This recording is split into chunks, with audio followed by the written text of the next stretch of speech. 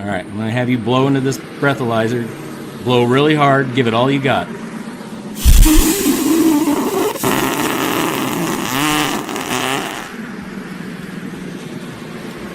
Oh my God! What did I pass? You shouldn't even be alive. You blew a 666. Wow, is that a pass? Did I win?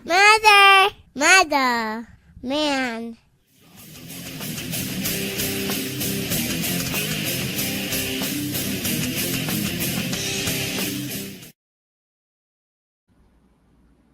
All right, what is up, everybody? Murder Metal Mayhem here with my buddy Lee from Devil's Advocates. Love the channel. And we were here a week ago today doing this same thing.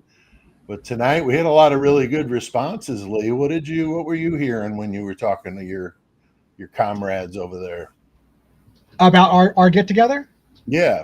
Oh, it was great. I get tons of positive feedback. People loved our vibe together. Remember when we first met up to have this idea, I said, I wonder how our vibe's going to be because you're slower and I'm super fast talk, and I think it works out great. People have said nothing but positive things about the two of us together. By the way, I have a surprise for you. So you were so kind when we went live and you said, hey, I picked the teal background for you for the Mariners because I saw you wear a Mariner hat. And I kind of cringed because I'm like, oh, freaking Yankees. And I see your Yankees cut behind you. However, I felt so bad about cringing when you said it. For the first time in my life, bought a Yankees hat for you, bro. So this is for you. Hell yeah. Hell yeah. I'm going to wear this in honor of Pete tonight. So, it goes against the grain. But that's cool, in honor of you for doing a thing for me, I'm doing a thing. Very cool. Well, those two teams, we've seen each other before in the postseason. So yeah, I mean, I remember the heydays of the 90s when we were in the playoffs and we had that big series against the Yankees to get to the playoffs, and it was a huge thing for us. So back in the Griffey days, I'm so old, Right. Well, I've been to tons of games at the old Yankee Stadium, and I've only been to one at the new one. So it was cool, though. I took my granddaughter. She wanted to see Aaron Judge so bad. I got her tickets as close as I could get to where he would be out in right field, and he got hurt. Yeah. And he didn't play, and I felt bad for her, but we still won the game. And oddly enough, the guy that was pitching was a pitcher that came from our neck of the woods in the Midwest, and pitched successfully for the team for a couple seasons. So it was kind of cool seeing the hometown guy win it for the Yankees. So very cool. Yeah, so that's well, I appreciate your support there, Lee. That's very good of you. And if you guys aren't familiar with Devil's Advocates, man, go check this out. You're gonna really like just the way he does things. I definitely like the little bit of that attitude in a good way, not attitude in a negative way, but I think it's refreshing because I don't like boring. As you guys know that follow my channel, I do some stuff sometimes just for laughs, just to break the sorrow of these. Gosh, these stories are just so awful, every now and then, man.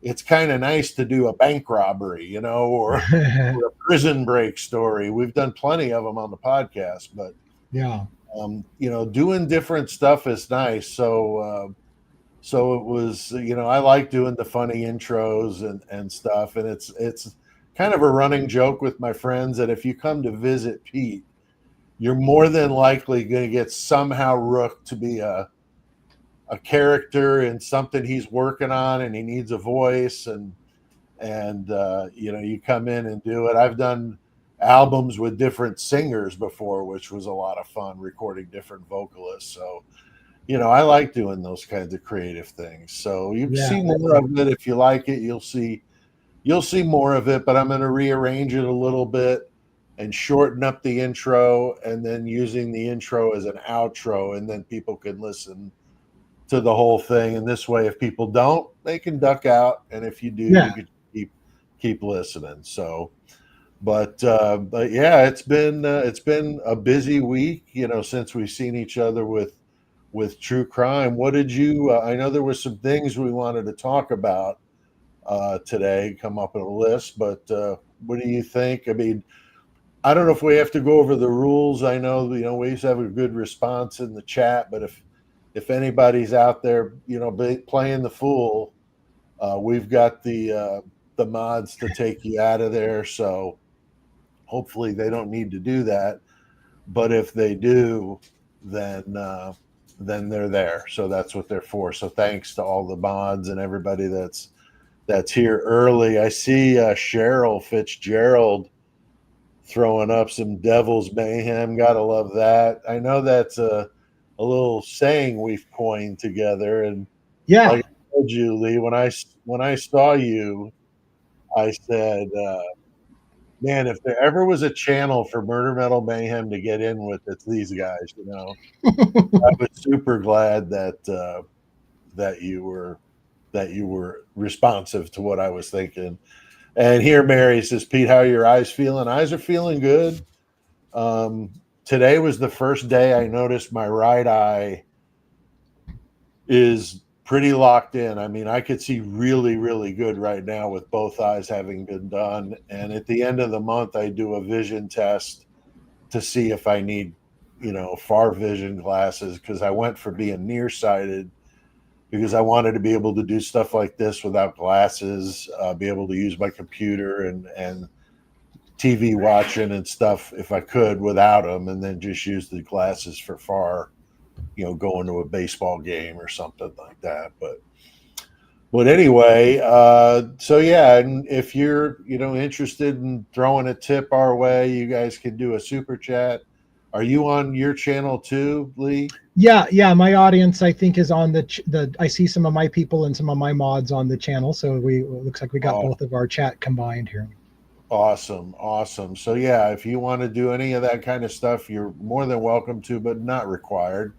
But it does help, pay some bills. And if you don't want to do it that way, you could do it PayPal or Cash App. I'll have that on the bottom scroller if you want to do any of that. And I got merch too on the murdermetalmayhem.com, and then my name, PeteAltieri.com. I got books on there. So however you want to support the cause is cool. And if you're just kind of hanging out, you are supporting the cause just as well. So we appreciate it. So make sure you hit that like button. And if you're not a subscriber to either one of us, make sure you do that before you go, because it helps our channels get bigger. And who knows, maybe we'll have one of those play buttons behind us one day, Lee. That is a dream. That's like my super goal. I want a plaque on the wall someday. Yeah. That's why wouldn't you? That's an amazing goal. Yeah. I think, and I think if I ever hit 666,000, they'd have to make me a special one. They'd have to make me a special one. So is the first play button 100,000, or what's the first play button? Is that the first one? I think it's 100,000. Yeah. That's a long. I don't even want to think about that. Wow, love that. That is a goal that doesn't even seem realistic. I know. It's fun to think, but yeah, you got to be realistic too. But yeah, so it all helps with that kind of stuff. But let's see here. If I've got anything else down to chat about here before we get started. I'm going to be adding the new tier to the membership. I know I've had people asking me about this. I'm sorry, I've been busy. The new tier to the membership is coming this weekend. It's going to be called Mayhem Squad. I'm sorry, I brain locked for a sec. The Mayhem Squad is the second tier of the membership. I got the Hornseye Club as the first tier. And I'm working out what I'm trying to work out is a fair distribution of the benefits. I appreciate you guys that do that kind of stuff, and I want to make sure I'm giving you something of value that you would appreciate, and not just something to, take money from anybody. That's certainly not the cause. It's to grow and to make this bigger. But like the video, subscribe, and if you're watching on the replay, leave a comment. Let us know what you thought about it. I got a lot of people on the replay, but Lee, the hearing on Thursday, I got to see most of it, but I'm just wondering, what were your thoughts on it? Yeah, I had lots of thoughts. Wednesday, you're right. I'm sorry. Yeah, I had lots of thoughts. primarily, my big shocker was the absence of Ashley Jennings at the prosecution table, which Yeah. I personally think that could be related to the Hitler asking who leaked information to the press or to whatever. Suddenly, she's absent from the table. I think that could go hand in hand. It may not be. There may be another reason, but her unexplained absence. I have to wonder if that's what happened. If he literally said, "I don't want to see her in my courtroom anymore," and so off she goes. She's going to be delegated to the back, but we'll see. So that was a big shocker. My other takeaway. You asked me. I mean, I have no good use for her at all. I think she's crooked. I think she's in. It's like this incestuous relationship over there in Moscow. And she's got, skin in that game, literally. And so I think that, if that's the case, I will be the first one to stand up and applaud her as she carries a cardboard box with a couple of pictures and a plaque. They won the softball league one year. And gone. Yeah, there's not a lot of love lost for her, for our side. And one of my viewers commented that they wouldn't be surprised if she has a personal relationship with Steve Gonzalez in some way, and that's where the leaks are coming from. And all joking aside, that's a very plausible scenario, actually. Yes. I don't know that it is, but it's a very plausible scenario. It really is. And I think that the sad thing about the Idaho 4 is all of these plausible things that point to bad character, straight up like homicidal thoughts and every side of bad that you could put in one person. And it covers this. I mean, like the whole story is just full of sleazy, dirty people that somehow walk between the raindrops, like some of these rich kids because his daddy's got money or Uncle Tom's got, money and they can act the fool like, what's his name? Jack S. Showalter. I mean, that guy, I'm sure would be in a much worse legal situation if he didn't have all that, money behind him and a team of lawyers probably following him around like they followed Jackass when they filmed, Yeah. I have a few more thoughts too about that hearing. I think in a lot of ways, the public, I don't know how you felt, but it felt like the public hearing was the public portion was a little bit of a waste of time because we already knew that the defense filed a motion for continuance. We already knew that the prosecution had argued against it. And eventually he basically listened to both of them present the oral version of what we already have seen in paper and then said, I'm not going to rule on this right now, but if I were you, I'd be prepared to go to trial, which I think he's already made up his mind. We're going to move off the schedule. And I think I know the reason why. He wants to have it wrapped up by Christmas. He doesn't want to have jurors being held over during the Christmas break. So if he postpones it even a couple of weeks, then we have either the jury's going to be sequestered during Christmas or we have to postpone it to next year. And there's no way in hell he's putting it off till next year. So I think we're hell bent on going forward at the speed that we're going. I agree. But anyways, on the positive side, by the way, I don't know if you heard this or not, but I have booked a room. I'm going to be in Boise, Idaho for the first week of the trial. I intend to be there for every week of the trial if I can prove I can get into the courtroom. It's kind of like, it's not a lottery system, but it's every day. I think they're going to have a button that you have to click and you have to beat everybody mashing the button to reserve a spot in the thing. So if I can prove that I can get in, I will be in the courtroom every day for the whole trial. If not, after the first week, if I can't get in, I'll just go home and pack it up and not stay down there, but we'll see how it goes. Wow, that's cool. I wish I could. I definitely would be a handful. I would need somebody with me to help me because I'm still new to this whole thing with the wheelchair and everything. It would be difficult, but that's fascinating. I definitely would love to hear how you do over there. That'd be cool. I know AR did one of the hearings. Him and his wife were there, and I think he's talking about maybe doing something for the trial as well. So I know Harsh was saying he's supposed to be there, so that's cool coming in from the UK. I bet there's going to be a lot of who's who there. So now we know. I imagine there will be. There, that's awesome, man. That's very cool. Honestly, that's my biggest fear. Actually, is that there's going to be a lot of press there because I'm concerned. You're right that that even though I'm a small channel, somebody's going to recognize my face and go, "There's that mother effer Devil's Advocates. I hate that guy." And then I'm going to get my ass kicked in the parking lot. Bring a couple of football players. I'm not terribly worried about the physical altercation, but I don't want to get shot outside the courtroom. I'll tell you that. Yeah, that wouldn't be good. That would not be good. So yeah, that's super cool. I envy that. Love to hear how you guys make out doing that sort of stuff. I've always toy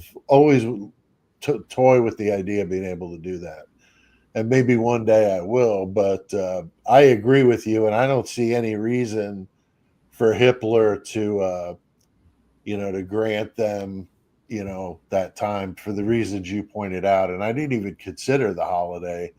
I just thought the one thing. I mean, I'm definitely on the side of Brian's should be considered, innocent until proven guilty. And if they got some goods on him, then let's see it. And I'd be willing to look at it. I mean, I'm not going to be foolish enough to ignore it.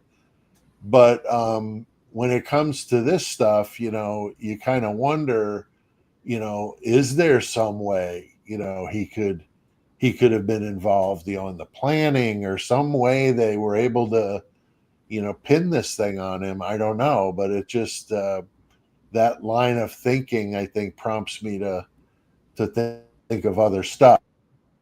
It's just, it makes your brain go, how did this happen? It's so over the top. But I think that people are naturally curious. People are in the true crime community are problem solvers. They're smart people overall, and I think that they just love a tricky puzzle, and that's certainly what this is. Yeah,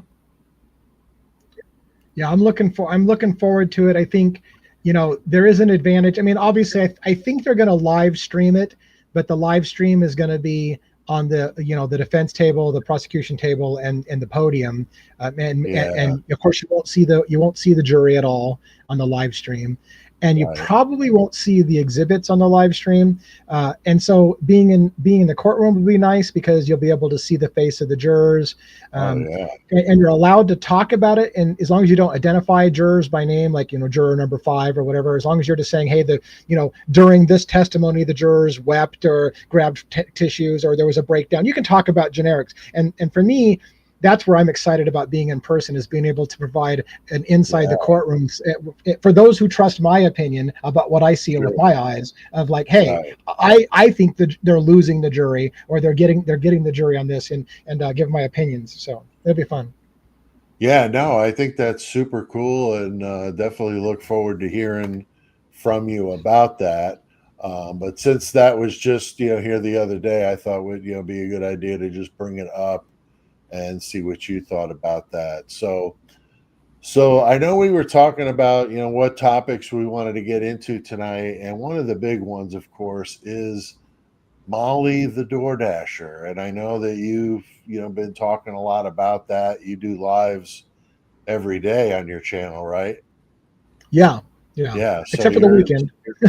Yeah. So you're in the weeds every day with this stuff. But what did you want to open with? I mean, we may have some people that don't know a whole lot about this story. Or I've always been enamored with the idea of the DoorDash at 4:00. It's like that's a sign or a symbol or something like that. And I had somebody email me at my channel that said they thought that was, and this seemed like it was like a 4chan like vocal or language, and so it was very eerie to me. And it said something about that it was meant as a sign to Jack Decor that we got you in a box now. They ordered Jack in the box and they left it outside. And I'm like, man, that's messed up. If that's true, that's like some like crazy wild ass ending But Right. that's what this guy said. And I was just like, some of that stuff, I mean, I'm sure you get the emails too, is like spooky, but what is it about this DoorDasher? So what do you want to say?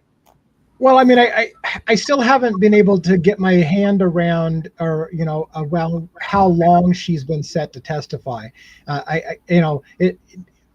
There was a comment made in her arrest that we saw, that video from September, that she says, "And now I have to testify in this case coming up." And Right. have we confirmed whether or not she's always been on the witness list and we've always supposed to have known or did she just come out of the woodworks in the last few months as, I'm going to be there and I'm kind of a surprise last minute witness? As far as I know, it was a coming out of the woodworks moment, because I don't ever remember the MM, initials of the driver, the DoorDash driver. I mean, we haven't really heard much of who did the DoorDash.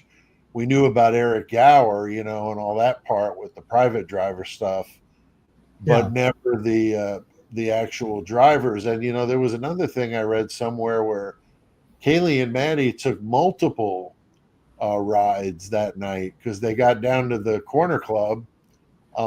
So have we traced down any of those people? Because there was one, I saw her name in an article, and I traced her down to a job at the University of Idaho, and I emailed her just out of the blue through the website, and it bounced back. She wasn't there or wasn't using that email address anymore. But it was kind of weird, and I didn't really see much on her other than she was cleared quick, and there was nothing negative about it. But I think she was the one that took him to the corner club. I'm a little bit worried about, and worried isn't the right word, because I don't have a dog in the fight. If Brian Koberger is guilty, then let him be guilty, and if he's not guilty, let him not be guilty. Right. I don't really care. At the end of the day, I want to know what happened. That's what I want to know, right? But Yeah, I'm a little bit worried about this idea that the DoorDasher is kind of a last minute kind of, now she's going to come in and testify kind of thing, because I know this sounds conspiracy theory, but it is. If anybody has done any amount of true crime, you know that it is a common law enforcement tactic to take somebody that has some kind of criminal proceeding against them and cut a deal where they say, look, we need an eyewitness that puts so and so at a certain place. You help us and we'll help you. We can make your problem go away if you say you saw them. And so it has that feeling. People have been convicted simply by somebody saying, hey, I saw the guy with my own two eyes do it. And then you find out later that it's overturned because it was a deal that was made. They lied about seeing the person there because they needed it. And that's what it feels like in this case. It feels like the prosecution feels like they got a really circumstantial case, but if they can put somebody that puts him eyeballs at the scene, then they've got him, right? So now all of a sudden they're like, hey, maybe we had a recent arrest or a recent thing that we can use on her as leverage. And they're like, hey, help us help you. We'll let you slide on this if you can say you suddenly saw him there. So I hope there's all kinds of people in this story that could fit that one. Demetrius, Emma, all those guys. But with this one especially, she's got. I was talking to somebody, 50-something. Lucky was telling me 50-something violations or something like that. It was some insane amount. So I wouldn't put it past them to do that. I mean, they do that kind of stuff all the time. The use of confidential informants. I mean, oftentimes that's how they do what they do. And unfortunately in Idaho, they've got a history of doing it and doing it with some game playing going on, like up there in Bonner's Ferry with Dr. Moore, the chiropractor. That guy was railroaded as shooting the other chiropractor in town, and they tried to hang it on him. And Gary Tolleson was the head investigator, and he was the one that was early on the scene at the Idaho 4. And I don't think he's currently involved with it, or if he is, he's very behind the scenes. But his picture was scrubbed off the internet. You can't find it anywhere. But he was the one that was brought up on some charges, and I don't know if they've actually had a trial over it yet, but the accusations, at least, and again, allegedly, is that he was, playing with witnesses and saying, you saw this guy run across the field, and the eyewitness said it was a young black male running very fast and scaled this chain link fence. And meanwhile, Dr. Moore was just recently off knee surgery, so he had a knee brace, and he Right. was in his 60s, and He's not scaling not the fence. any way could be believed that he's a young black male, okay? And he's certainly not like O.J. Simpson across the field. I mean, this is an older guy that just had knee surgery, for God's sakes. So I don't even know how you bluff that. I mean, I don't understand that. Nobody's going to ask you, well, wait a minute, this doesn't even meet the description. And they apparently fiddled with the timestamp on a video of his truck at the scene, and they played games with the timestamp to get him to think that they had evidence against him. It's scary to realize the level that law enforcement and prosecution will go to convict somebody. Yeah. And it bothers me even more that juries fall for it from time to time, because generally speaking, I think juries are pretty smart, and if they know they're being played, they're going to be pissed to the point that they'll even let somebody guilty walk just to make a point that don't play games with us, kind of thing. But it's scary how many times the juries will accept eyewitness testimony despite the fact that it looks sketchy as hell. Like, the defense will bring it up, like, literally this person comes in at the last minute to bolster their case. They've got a history of run-ins with the police, and you're going to take their testimony. And oftentimes the jury's like, well, you can't prove they were coerced. I'm going to go ahead and believe it. Like, what? So you would hope that the jury would be smart enough. Yes. I don't know if the jury was involved in the Dr. Moore case getting thrown out of court. I think it may have been done at the judge level, but he was just, or she, I don't know which, just dismissed the case. It said this is a farce. And Dr. Moore was never quite the same. He wound up moving to Boise because there were still people that had negative feelings toward him. And this is a small town, and he was the small town chiropractor, super nice guy. Him and his wife knew everybody. It was just that kind of picturesque thing. And then this changed all that for him. I feel bad. He's still alive. And I believe he's still a chiropractor there, though, but he's in Boise. Yeah. So if any of you guys at the trial need some back cracking, get a hold of that guy, right? But yeah, I think that there's certainly a lot you could talk about with this DoorDasher, but do you think that it's within the realm of possibility that she could have been there at the same time? I mean, I know we don't believe that Koberger was even there at all, but I'm just trying to figure, is there any validity to anything she's saying, or do you think the entire thing is built out of whole cloth? Well, I think, the prosecution's timeline with the white Elantra coming to the place and circling between 3:50-ish and up through 4 o'clock, and the DoorDash driver arriving within that window puts it as plausible, not probable, plausible, that the two cars could have interacted with each other or passed each other at some point. I've often said it's very suspicious to me that that the killer had a DoorDash delivery happen right in the middle of his planning this whole thing, and didn't abort the whole thing when that went sideways and somebody delivered DoorDash. But the story that I've heard, and I don't know it's her official testimony, but the story that I've heard online, that somehow she parked next to and saw Brian Koberger in the car without a mask on, intently staring at the house, sounds like such horseshit. I don't believe that. I personally don't believe that at all, but it's a death by 1,000 cuts. People are going to say, how many things are you going to dismiss as being a lie in this case and not just accept the facts? He was seen at the scene. They got him dead to rights. They got an eyewitness that saw it, and they're never going to believe that's horseshit. That's just, it doesn't sound plausible at all. I don't buy it. No, I agree with you. I mean, the thing is what I always thought in the beginning of this whole thing is, if you're going to say that Brian did this, smart guy, not driving his car to the scene, I'm thinking that guy could run. That guy ran. So why not park your car somewhere in the woods. I did a search for the different tracks and stuff in Moscow. There's tons of them all over the outskirts of the town because it's very rural. Beautiful place.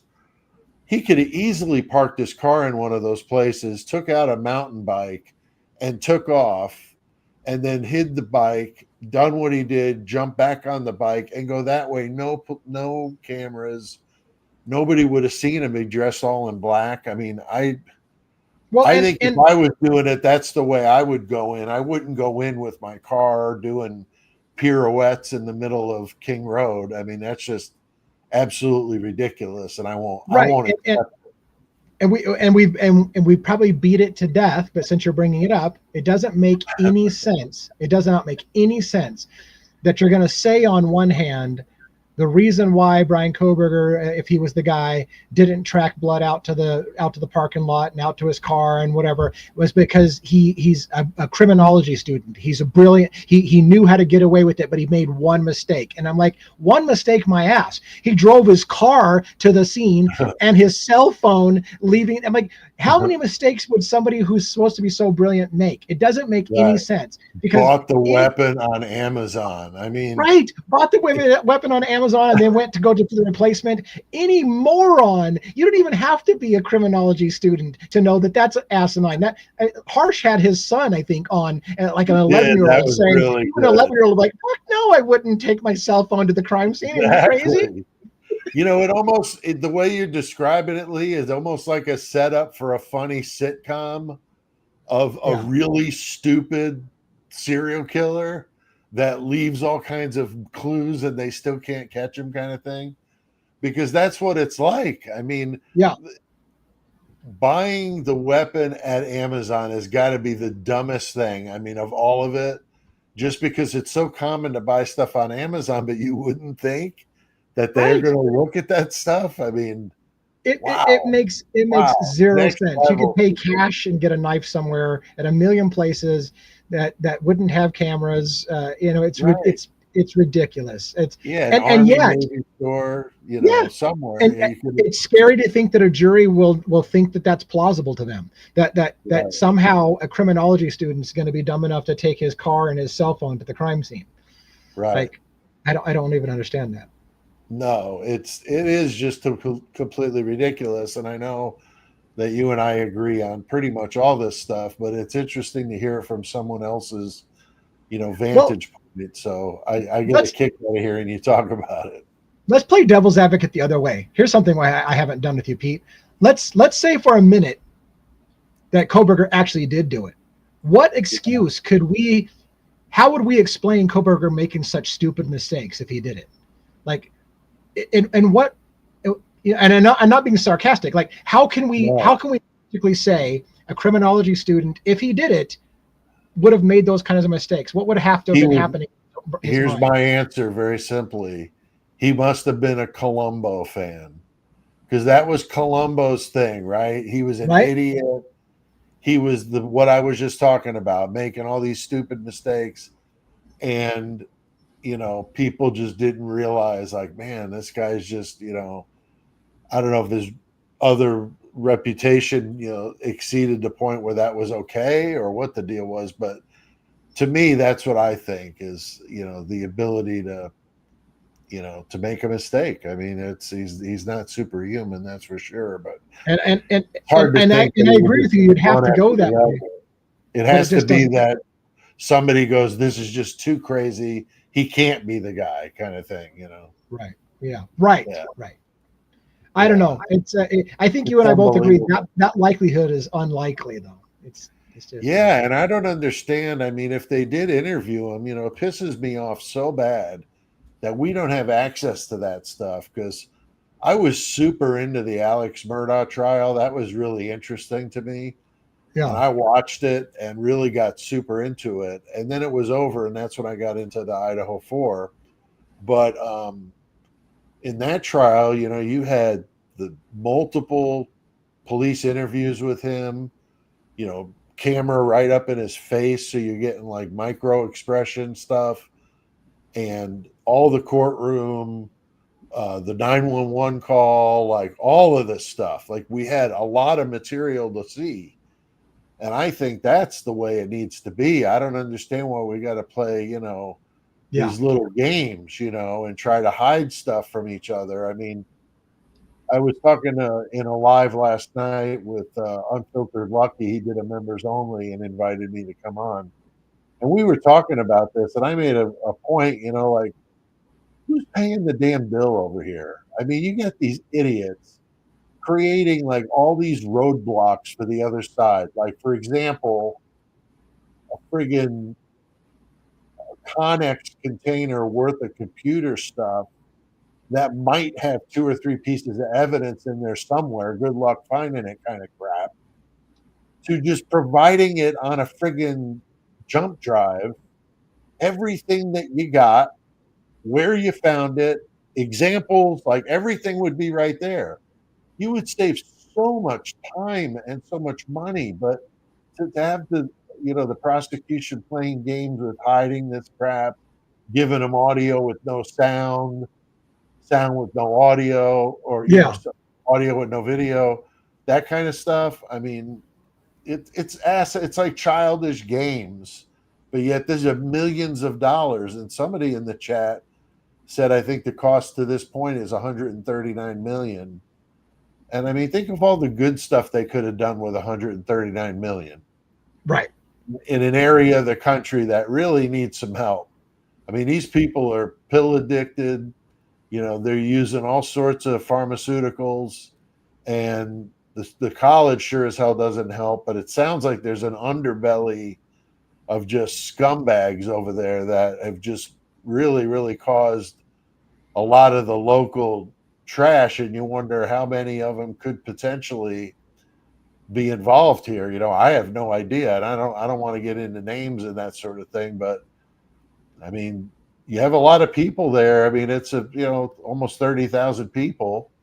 We're not talking about a town of 500, so I just wonder, if there is, people there that are part of this whole thing, and they're locals, I don't know. Well, and I mean, this is part of the reason why there's a venue change and having the trial for Kohberger be in Boise, right? Is to get out of that community where there might be a lot of corruption and a lot of pressure for things to happen. And so the only chance for it to have a remote chance of a fair trial is to get it out of that community where there may be a lot of shit going on. Yeah, no, I agree. I agree 100% with that, for sure. I think that's the smart way to go, is move it. I'm glad they moved it.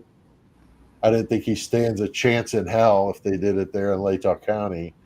There was just too much. The fix is in too much. I still think too much corruption. the fix is really in, but when you're talking about, what he was, the situation he's in, he definitely doesn't need that, that kind of stuff weighing him down and keeping him there, because everybody's buddy down there. But, how do you think that the DoorDasher having a jaded past, how do you think that's going to impact the jury here? I think it's gonna weigh in. I mean, again, if now I've never been an attorney, but if I were the defense, I would definitely put in the juror's head that if this person has a criminal background and has a history of run-ins with the police, that video that you see of the DoorDasher, she lists an officer by name. Oh, Jordan pulled me over again. She's clearly got a history with the police department, right? And so if you can say, hey, look, this person's coming forward now, but clearly has run-ins with the police, it's not a stretch to say that that no surprise that she's going to come out of the woodworks the last minute to place the guy at the scene. And just that should make a reasonable person on the jury go, I'm going to take that testimony with a real grain of salt, because it just is too convenient for you to come in at the last minute with somebody who, hey, I saw him there. Right. Okay. Right. With a huge investment to basically protect themselves is going to come in as your star witness, placing him at the scene. So I'm hoping, for the sake of a fair trial, that would be looked at pretty suspiciously. I think so too. I think most, mature adults could see through that kind of crap, but we don't know. I mean, all it takes is reasonable doubt. That's the thing. Somebody could say, I hear what you're saying, but I don't know. It just seems a pretty interesting timing here, where you're doing this right before the trial. The thing is too, I mean, if they were protecting her by keeping it away from everybody to the trial, then what happened? Was there a leak in her protection? Because boy, I mean, she'd have a bounty on her head with the information she's going to give, even if it's bogus, because we know that could make or break the trial. Because hanging their hat on Dylan's eyewitness testimony is even worse. I mean, those two, together, Molly and Dylan. Wow. I mean, what a disaster there in Moscow with those two. You can't believe either of them. Hey, I feel bad asking you about this, but would you mind if I addressed a small issue in my chat on my stream? Of course, of course. So there's an individual, I'm not going to call him out by name. There's an individual on my stream, and they made a comment one time that, hey, this is one of the only channels where I don't get kicked out. But they're kind of a little trollish in their behavior. And I felt bad for you about everybody kicks you out of their channel, and I felt like I want to give you a leeway, but it looks like you're causing a bit of a disruption again. So I would ask you to cool it. I got a mod in here before. I know my mods banned you before. Please chill, because I would love you to be able to participate. You obviously watch the show on a regular basis, but when you're causing that much of a disturbance, I would fully support my mod booting you out of the room. So please be respectful and hang out and enjoy one of the last places you can hang out and enjoy. All right, sorry about that. Oh, that's all right. That's all right. I see here AR Hayes, Convict's Thoughts, is in the house, and he says, I'm not 100% sure. I don't know if you said something about this, Lee, or if it was me. So run-ins with police means our words are not credible. I'm kind of confused by that thought. So I'm not quite sure what he means by that, because I don't remember saying something about that. Yeah, I mean, I think what the question is being is, does it necessarily mean, if you've had run-ins with the police, that somehow you can't be a credible witness, right? So that's I think the question is it supposed to be that, oh, well, you have a past, a criminal past, so therefore everything you say is horseshit and you can't have credibility? And no, I don't think that's the case at all.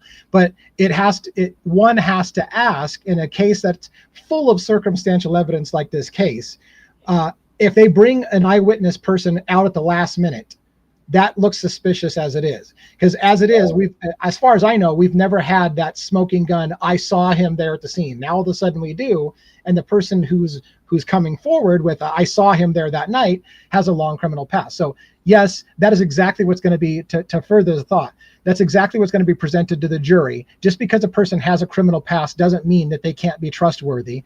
You need to put that idea out of your head. But by the same token, the defense is going to say the fact that they have a long history with the police indicates that they could have been leaned on by the police to give false testimony, because that shit happened. So it's going to be a tough one for the jury to deal with, I think. Yeah, I agree, but that definitely didn't mean to say or imply that somebody with a criminal past would not be a credible witness. But I've heard we're talking about like 30 or 40. It's some absurd amount. Her rap sheet is just really crazy, and I'm just thinking, as a juror, whether it's true or not, the perception of that would be, this is not a person that is somebody I feel like I could trust. Whether that's right or that's wrong, I think that's just the perception of it. So I think that's the problem. Not that she is or isn't a good witness, but that video of her, I mean, she was an absolute mess. So I don't know if she was just on something or if she was upset over what she had to do with the testimony. I don't know. And I want to add, it goes both ways, right? I'm going to show my age again, talking about the O.J. Simpson case from way back. But just like in that case, a police officer would argue that just because you're a racist doesn't mean you still can't do your job as a police officer and handle an investigation properly, right? But there was the allegation that, hey, look, Furman is a racist, and so therefore we're going to bring up all the questions and shoot his credibility. This happens in courtrooms on both sides, where the side is going to try to destroy the credibility of the other person's witness. And having a criminal past or being racist or whatever the case may be is going to be used to destroy your credibility on the stand. So it's going to be a factor, but of course it doesn't mean that, again, a racist cop still could do a proper investigation, and a person with a criminal past can tell the truth when on giving eyewitness testimony. So, but it's just It makes it harder. Sure. And here's AR weighing in again on this. I appreciate your input, AR. The body cam footage came out over a year ago. I didn't realize that. This is not a surprise witness. I think a good way to say it is she doesn't seem to be sane, or she has an addiction issue, which I think is very much in play here. Could be both, not just having run-ins with the cops. So yeah, I agree 100% with that, AR. I'm sure you do probably too, Lee. Yeah, and as far as the question, that's the question I would have for AR too, is the surprise witness thing. Yes, we know the body cam footage, I think it was September of 2024, so I don't know if it's been out over a year, but the question has it always been known? That's my question. I haven't been able to vet yet. Has it always been known that she was going to testify saying she saw Koberger there that night? Or is that something new that she's going to come testify about that? Because I don't recall that being said before.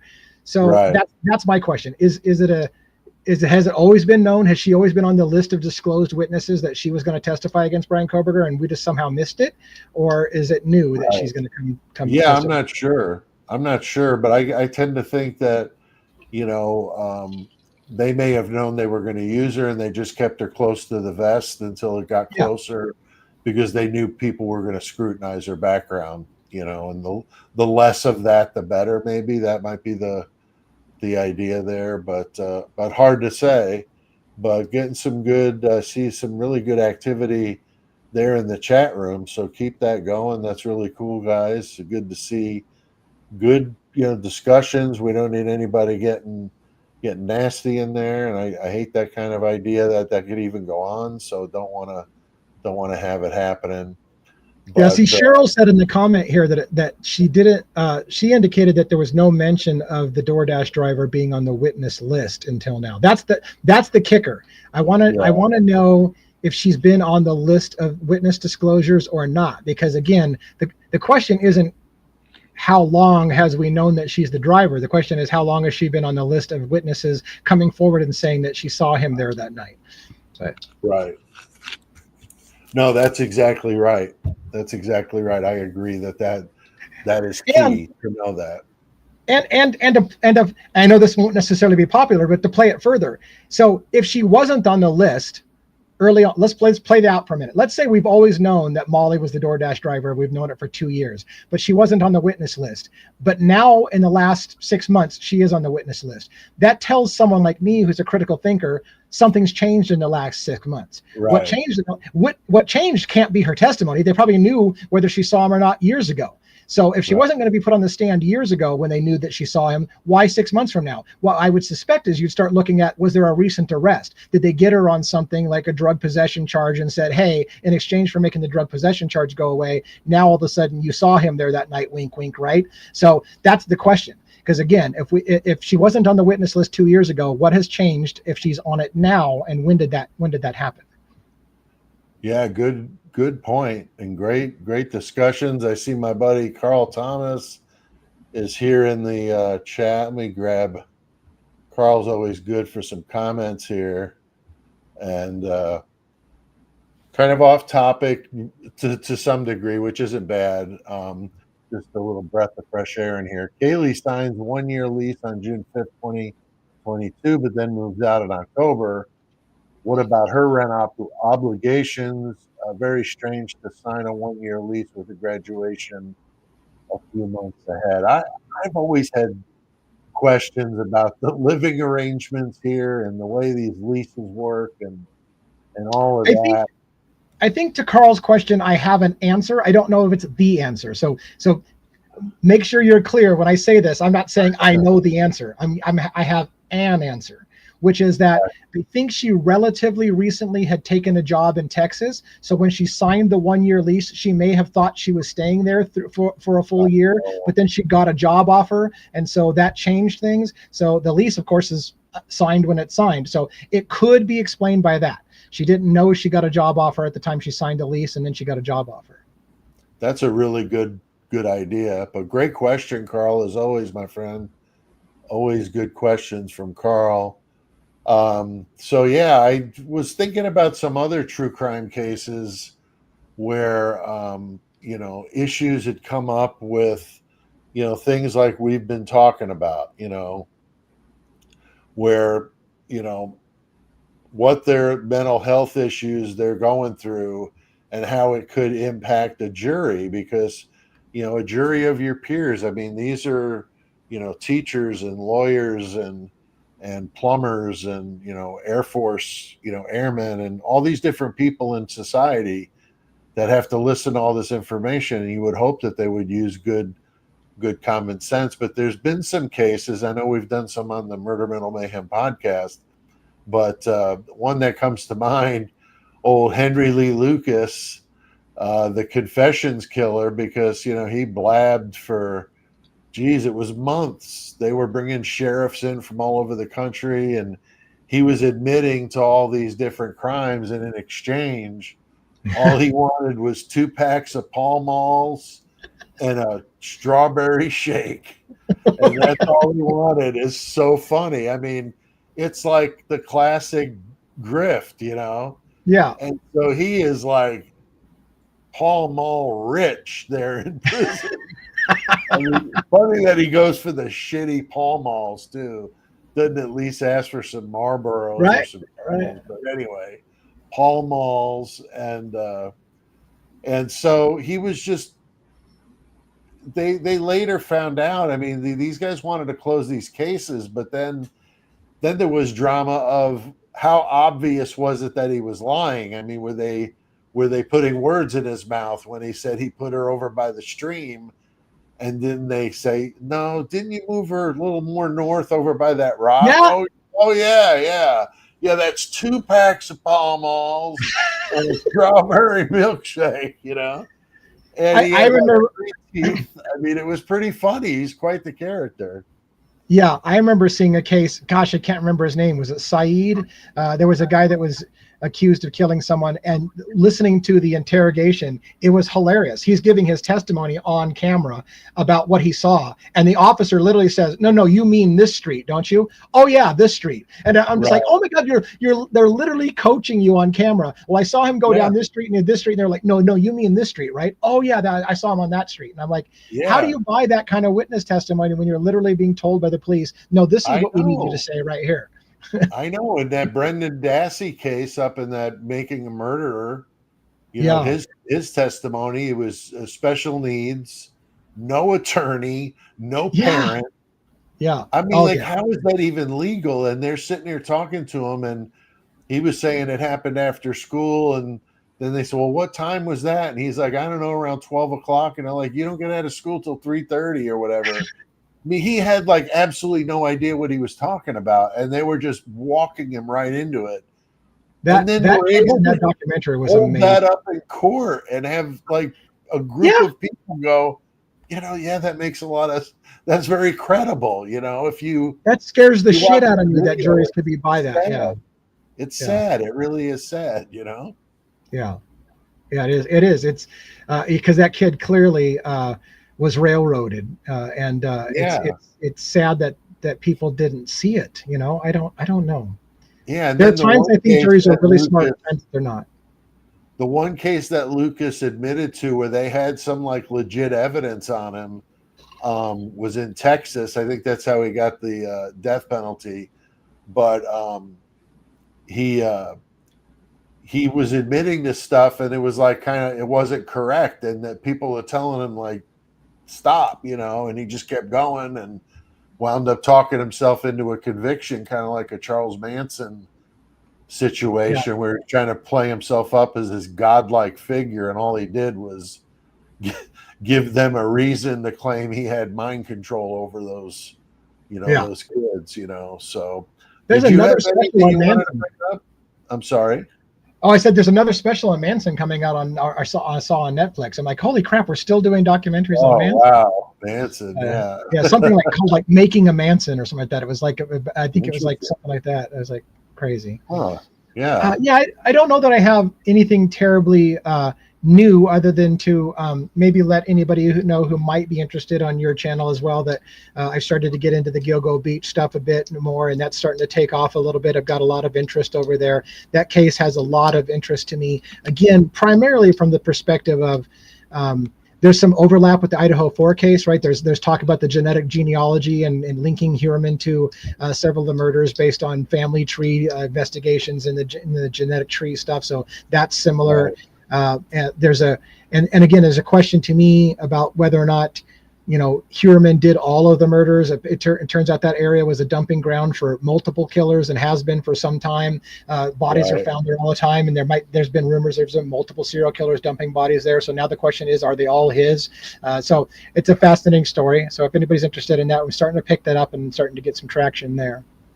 Yeah, that Rex Heuermann case is really interesting. I think that would be a good one. I did a couple videos on it in the very, very beginning, but I haven't done any follow-ups with it. But it's an interesting case. And that Travis Decker case we talked about last week, Yeah. he's still out there. I mean, I cannot believe that guy's still on the run. I was looking into it just as we were getting ready to go live, and I saw that he's still on the run.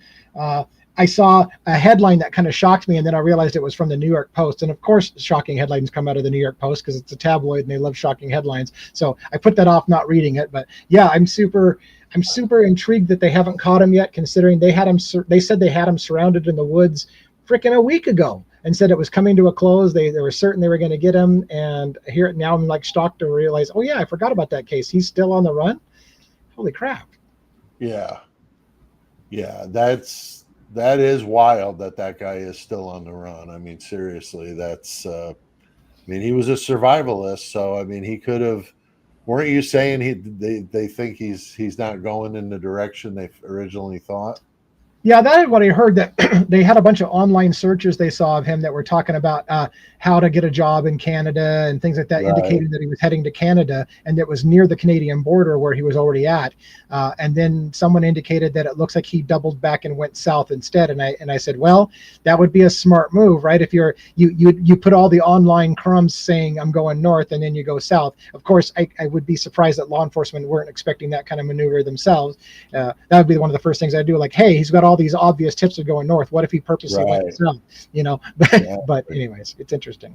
No, that happens a lot. I know the gorilla killer, which is an interesting case of a guy that ate with his hands like a gorilla. Yeah. And he would eat pasta and have it all over him, and he's going out on these dates. It's pretty funny. But then he would unfortunately kill them. But they were all like older ladies, so he was going to like apartments like a maintenance man. Oh yeah, yeah. He would beat him, and he would act like a total animal and then kill him. But they thought he was going in one direction, and he shot up to Canada, and they ended up catching him up there. But yeah, that kind of stuff is just fascinating. Yeah. But I know the other thing that we wanted to talk about, unless there's anything left unsaid on what we were just going over, but were some of our theories. Because I first saw your video. The first one I saw of you, I saw that you were, doing like was it top 20? I think it was 22. Yeah, top 22. 22, and it was really, I really liked the way you did that. And we're looking here at the time, we're right at about an hour. I like to do these at an hour and a half, so just a heads up, that's about where we're at. I haven't seen any specific questions, but I'm going to just go through this real quick. Just to see if there's anything we want to miss. I think this is a follow-up from Carl. My point about Kaylee is why the move out 3 weeks before final exams. Common sense dictates. I think they had a fallout, Well, 3 weeks before is the same date that she broke up with Jack DeCoeur. So That's if you true. recall, she had broken up with that's been reported multiple times that she had broken up with Jack DeCoeur about 3 weeks before the murder. If she moved out 3 weeks before the murder, those two things coincide, in my opinion. But I maybe agree. not. That makes a lot of sense. She just didn't want to be around him, because Yeah. he was there. So And maybe easier to maybe deal with feared than him. she thought. Right? Sure. Maybe she was afraid of being close to him because he was right next door. So maybe she went to go hang out with her family for 3 weeks. She comes back. I mean, I'm going down a rabbit hole, but if she moves out at the same time she breaks up with them and she goes hangs out with her family, then she gets a new car and she wants to show off her car. She comes in for one last hurrah with her family and gets murdered that night. Again, what does that look like? I don't know. Here we got Voice of Astrology says Pall Malls didn't have filters on them. That's hysterical. Yeah, I mean, like I've written a lot of short stories and I've written a couple novels, and Pall Mall to me is always like if you're trying to explain like a scene of some guy and let's just say some dirty apartment, clutter everywhere, food everywhere, just a mess. And he's drinking himself to death and he's smoking cigarettes. I mean, what brand is a guy like that going to be smoking, right? Going to be some Pall Mall Reds I'm going with, so I don't know. But yeah, I think Lucas liked those hundreds, if I'm not mistaken. So getting every ounce of cancer out of those cigarettes that he can possibly get. But good question. Good comment there from Voice of Astrology. I'm looking here, seeing if anybody's. Here's a comment about Gilgo. Lee M.W. Jones, corrupt cops in Gilgo too. I'm not real familiar with the corrupt cops, so that's. Oh gosh, it's insane. The best primer for getting it in 60 minutes or less is to watch the episode 2 of the Netflix special called Gone Girls. They cover the police corruption heavily. The gist of it is the district attorney, I'm trying to remember his name, all of a sudden it's slipping my head. Anyways, the district attorney, when he was an up-and-coming prosecutor, he was leaning on people. He had an unprecedented prosecution rate. He had people confessing left and right to crimes when he was a prosecutor. And it turned out that he was forcing people into confessions, one of which was a story. And I remember the story from way back. Oh gosh, I'm going to ramble for a while, so hold on a second. So there was a story where some kids allegedly killed a kid over his bicycle and shoved rocks down his throat and choked the kid to death, making him they asphyxiated by stuffing rocks down his throat. Well, the prosecutor at the time was determined that it had to be teenagers that did it, that were the suspect, because there was like a van's footprint at the scene. And so he started leaning on teenagers in the area. He found one particular teenager by the name of Burke, and got a confession for him to say, yeah, I saw it happen and here's who did it. And they put somebody away. Burke later on becomes the chief of police. He raises up through the ranks super fast because he helped him make a bunch of convictions. And these guys had a whole history together of basically from the time that this was a teenager confessing against another teenager, wrongfully convicting somebody. Then he becomes the chief of police. Then it turns out as the chief of police, he was using prostitutes. He had an open thing telling other officers, who gives a shit about prostitutes? They're just prostitutes. Nobody cares. He did drugs with prostitutes. He ended up beating a person in a jail cell with another cop or two present because the guy had broken into his car and stole stuff out of the police chief's car. And then they beat him for hours and threatened to kill his mom and everything. They ended up getting convicted of that. That chief of the police went to jail for beating that guy and threatening his life and threatening to kill his mom. He goes to jail. The DA went to jail for his connections to it. Like, it was a shitstorm. And that's just some of the police corruption in the case. Yeah, it's nuts. New York, going in New York style there. That sounds interesting. So being from there originally when I was born, but yeah, that's fascinating. I'm definitely going to get schooled on that because I found that case very interesting. And it's cool when you find a true crime case, and when you first hear about it, you lean one way. And then as you learn more, you start changing your perception. That's how I was with Idaho 4. Yeah. Was that I was, well, they got his DNA on the scene. He's done. But I watched the video on Truth and Transparency from Lana yesterday, where she showed this study that was done at a university in California where they simulated, a guy did it for like his thesis and about the Idaho 4. So it was specific to that. And he was showing direct and indirect transfer evidence. And so he took like a mannequin hand and put a substance on it that would simulate skin cells. And they like shook hands and then used this hand to push the button snap. And the amount of DNA that was on that button snap from the hand that he shook, the dummy hand, was barely off of how much was on there in the Idaho 4 case. Yeah. So that definitely, and I know it's just one time, and I'm sure the guy did it thousands of times for his study, but this was just the one that they showed. But that would show that if you're talking about direct, Kohberger pushing that button, there'd be a lot more on there. But the fact that there was very little means it's probably from he shook somebody's hand or some sort of transfer like that, and then that person then went and touched the button snap, which totally backs up any kind of theory you got on that he was and set as up.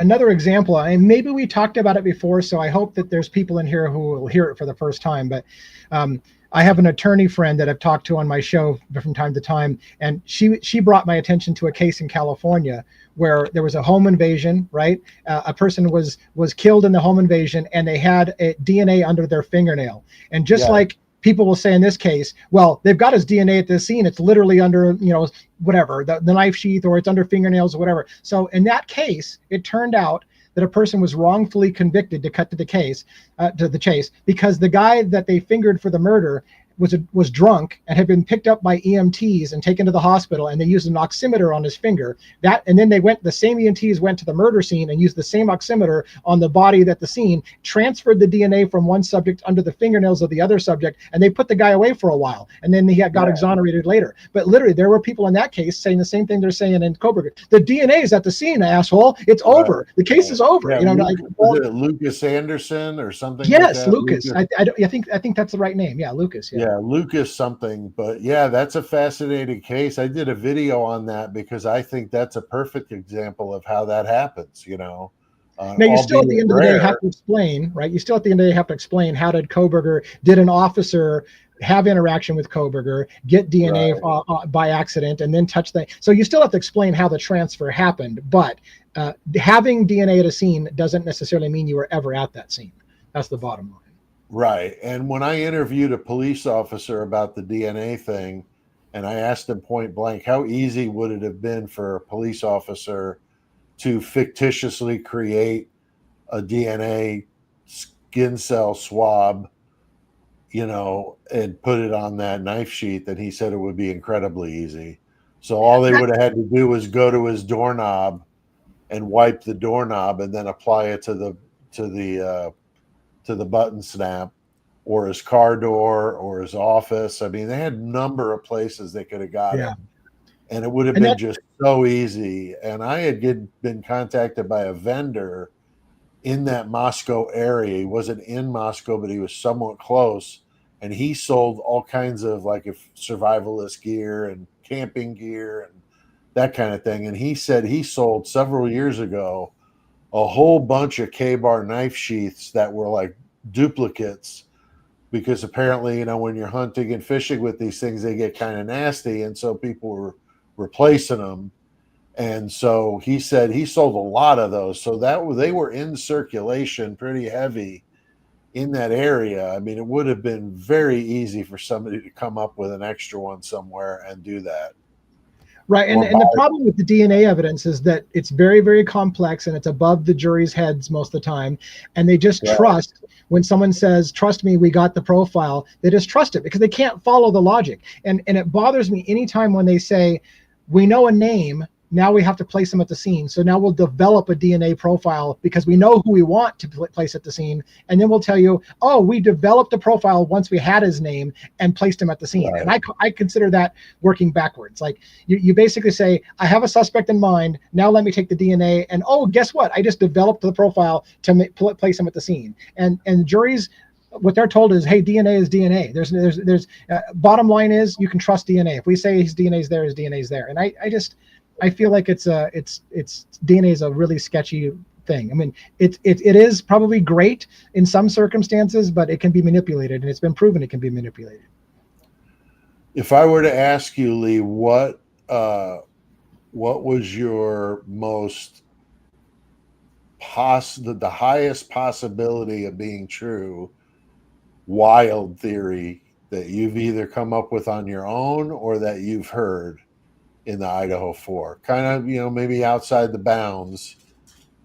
So you want something that's crazy a little bit, but could be true? A little kooky, but it's got some potentially got some legs. In the Idaho 4 case, probably the one that would be hardest for me because it's a little out there, but still could have legs, is the money situation involving the two universities receiving money, Pullman receiving money for researching crimes outside of a clinical lab environment. They received money to research violent crimes in a non-clinical state. So the idea that they could have had some kind of operation going on where they actually wanted to simulate a murder and make money off of it. And University of Idaho made a bunch of money responding to the event, that the two universities profited financially from this murder. It sounds like it's a bit of a stretch, but I would say that one, it's one of those wild ones that I could say at the end of the day, follow the money is a big thing to think about. So the money's definitely big in play here. I agree. I mean, that university is calling the shots. We know that Scott Green was in those 2-a-day briefings that the police were involved with FBI and everything else. I mean, why in the hell would the University of Idaho's president be in those briefings? I mean, I'm not saying he wouldn't have been in the loop, but to have him in the meetings when it didn't even happen on his campus. Well, here's the overstepping, And here's the thing we're missing too is I even in my 22 countdown of theories, I said a lot of these overlap, right? So right. I think that regardless of what the case is, whether it is Koberger, regardless, I think there's a money element at play in this case as well. I think there's police corruption involved in this case as well. There's overreach by the federal government as well. So I think it doesn't have to be any one scenario. I think there's multiple things in play. People may have been using drugs, but was drug the primary motivation for the killing? I don't know, but I won't be surprised that there's a drug element to the case. So there's a lot of overlap. So I wouldn't say that it has to be all or one of those theories. It could be a little bit of each. I agree. And if I was to say, which one of my theories or a theory I've heard recently, I don't know what got me thinking about this theory again. And the more I think about it, to me, it's the one theory that tends to make not all, but a lot of the weird stuff that doesn't make any sense, make a little bit of sense. And I'm going with it's a complete fabrication, that these 4 are in some sort of witness protection program for whatever reason, and that this thing was written by some 2-bit person that thought they could come up with a plausible crime to just put this thing to bed and stop people from talking about it. They miserably failed at that. Every time you ask somebody to explain something, it doesn't make any logical sense. Yeah. But if you think about it that way, and again, like you said before with yours, I'm not saying I believe this. I'm just saying of the ones I've thought of that are a little more out there, we never saw any body bags being hauled out of there. They could have very easily whisked them away in one of those vans or trucks that was there. That might be what the 8 hours was for, is to give them a head start and get them relocated before anybody did anything. So there wasn't even a chance that somebody would see them. Yeah. Why aren't the parents screaming and going crazy other than Gonzalez? I don't really know, but if this was a setup, that makes sense. Yeah. make one guy the loudmouth to kind of draw the attention and get people talking about, how this guy's out of his mind. Meanwhile, maybe that was the part of this play that they're all acting out in. It just seems to me, then you put the guy with no experience on the case. I mean, that's like setting it up to fail. And that's another, maybe a red herring that they thought people would go down wondering why Brett Payne was, the lead investigator on the case when, the guy didn't have much experience. I think he was an MP in the Army. People talk about 82nd Airborne, and 82nd Airborne is a very historic unit, but it's not like everybody in the 82nd Airborne was jumping out of planes with a knife in their teeth, Right. And if he was an MP, I mean, that may have been the extent of his experience. And I'm not belittling that. I'm just saying that some people hear that and that's what they're thinking in their mind is some John Wayne version of, a guy in the military. But what I'm saying here is that all of these things that just don't seem to make a whole lot of sense for some reason tend to line up a little bit for me when I think about this. But it's certainly out there. And if you go by Occam's razor, this is as far away from a single quick, the easiest, solution is the one that's usually right. Yeah. When I'm in it, I don't, Yeah. And that's why I made that list that I made of the 22 theories is like, if it made the list, it means I'm considering it, right? It's like, it may be far down the list for me, but if it made my list, it means, because I've heard things that won't even make the list, but these are the list of the ones that I'm like, man, what if and so it made my list. By the way, I was meaning to ask you before we cut out, did we talk? I can't remember if we talked about William 127 and how you made his list. Did we talk about that at all on this? I don't think we have, but why don't we? So this week, we heard that there was a friend of Brian Koberger's out there trying to stand up for him, which if that's true, if he really was a friend of Brian's or is a friend of Brian's, I commend him. That's brave to say I'm friends with one of the most hated people, in the public eye when it comes to people thinking he's guilty, already. And that's a bold statement to make. So I commended him, even without being in his top list. But then he comes out with this list of the YouTube channels that he felt was giving Brian a fair shake and that he liked. And so Harsh was the channel I saw it on. And Harsh was replaying it because now the videos are down, apparently. But, I'm just looking at it again. His videos are down, Yeah, so he's got Harsh #1, and then he had Truth and Transparency. He had Jewels of All Trades. He had Nika's Neuro Nuggets. But he had Murder Metal Mayhem #6. How convenient is that? The sixth one, but there was 8 of them on the list. The A.R. Hayes was on there with the Convict's Thoughts, which is totally cool. And, people were giving me crap about putting out a video on it. I'm just having a little fun. I mean, so what? It's cool, There's not like there's like Grammy Awards for these videos we all do. So to get a little love now and then isn't such a bad thing, right? Right. So no. Cool. I was probably the smallest or one of the smallest channels that was on the list. And I thought that was really cool. And Pavarotti was on the list too. I think he was #2.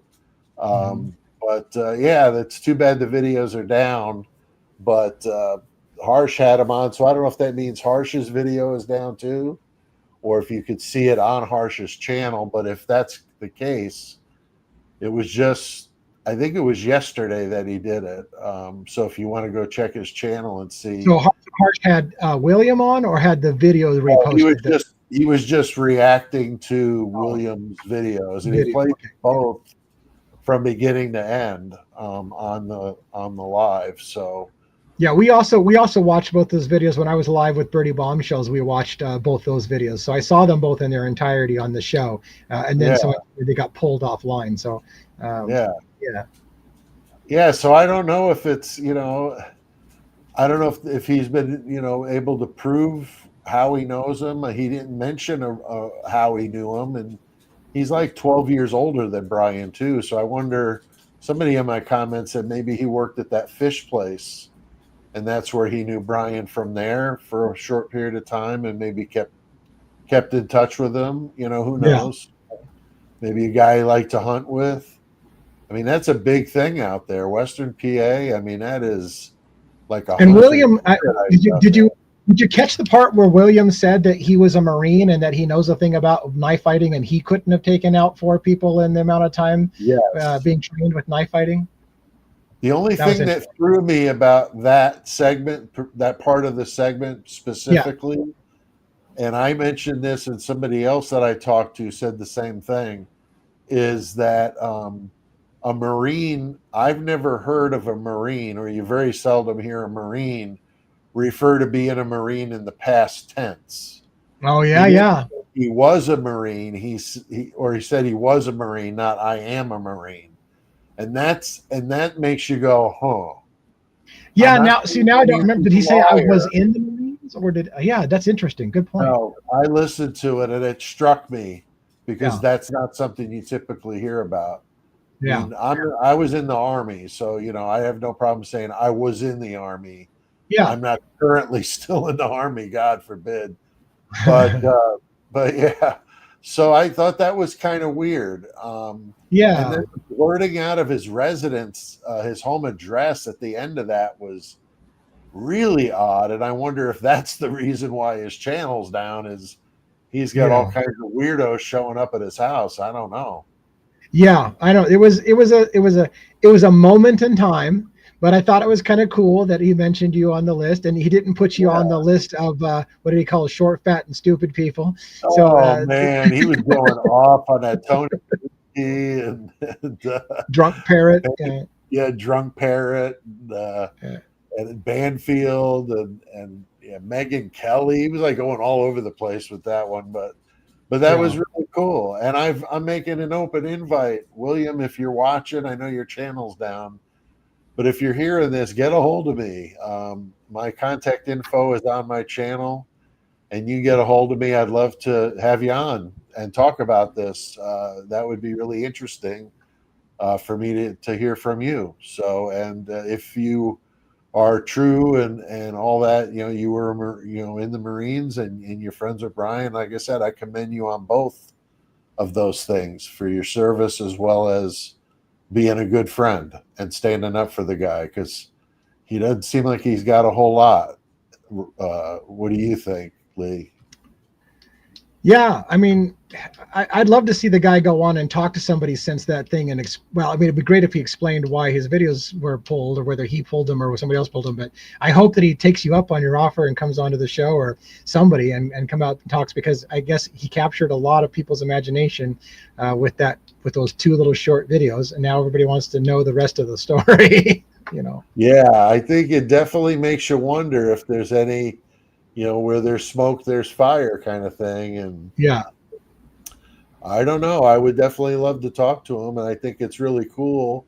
I mean, my closest thing I've done to get, the closest I've gotten to Brian Koberger is I did an interview, 2 of them, with Catherine Ramsland, his professor at DeSales.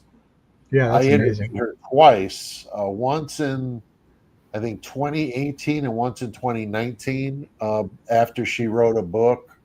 The first one was the Confessions of a Serial Killer, the BTK book, and that was a really good interview I did with her. And then the other one was about a spree killer book she was putting out, and I interviewed her then. And that one's on my the channel under the interview section if you want to check it out. It's interesting because she's a nice lady. She knows so much about true crime.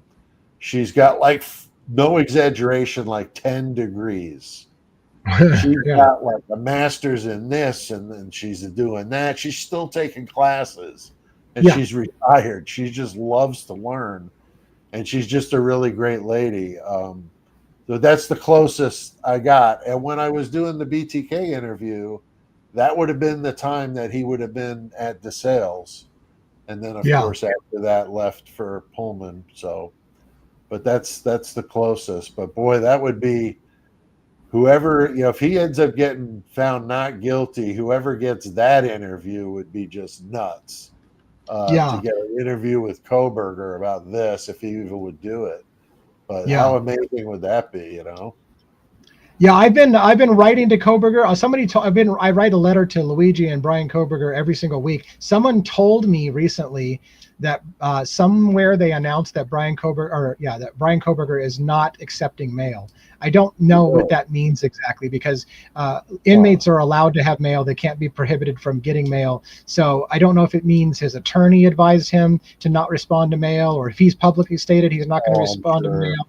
I need to get to the bottom of it, because otherwise I'm wasting money every single time I write to him and put a self-addressed stamped envelope in it for him to return an email someday, if our mail, if he literally is refusing to read anybody's mail. So we'll see about that.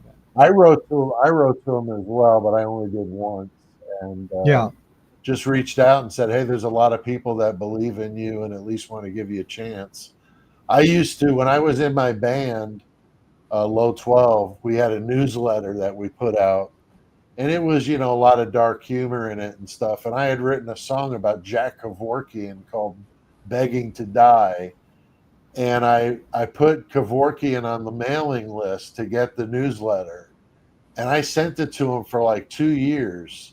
And then one day I got an envelope back in the mail. It was a plain envelope, and it had written in handwriting, wherever state Michigan State Penitentiary or whatever it was. And I'm like, oh my God, I think this is Kevorkian. Like, how cool is this? I open it up, and it's just this plain piece of white paper that says, stop sending your newsletter.